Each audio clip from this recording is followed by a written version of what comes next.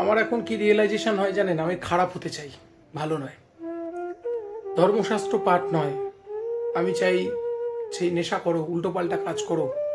কেন বলুন তো, চারপাশে দেখছি এরাই ভালো আছে। আমি যখন ছোটবেলা থেকে বড় হচ্ছি, কলেজে পড়ছি, সেই সময় থেকে এখনো অদ্যাবধি আমার সেই সমস্ত বন্ধু বান্ধব, সেই সমস্ত চেনা জানা যারা দেখতাম, তারা সেই সময় নেশা করছে, আর আমি বলতাম ছি এগুলো খারাপ।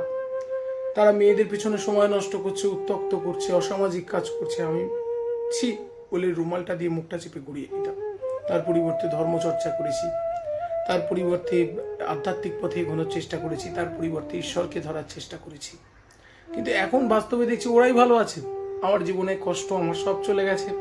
আর তার মধ্যে দিয়ে এই মানুষগুলি আমাকে শোনাচ্ছে কর্মফল, কর্মফল, কর্মফল। যে নিজে অসৎ আচরণ করেছে, অন্যায় করেছে, সেও সে আজকে পারলে আমাকে দু লাইন জ্ঞান দিয়ে যাচ্ছে। হয় ফোন করে দিচ্ছে, নয় সামনে দিচ্ছে, নইলে পিছনে বলছে। তো এগুলো আমার কাছে বড্ড বেদনাদায়ক।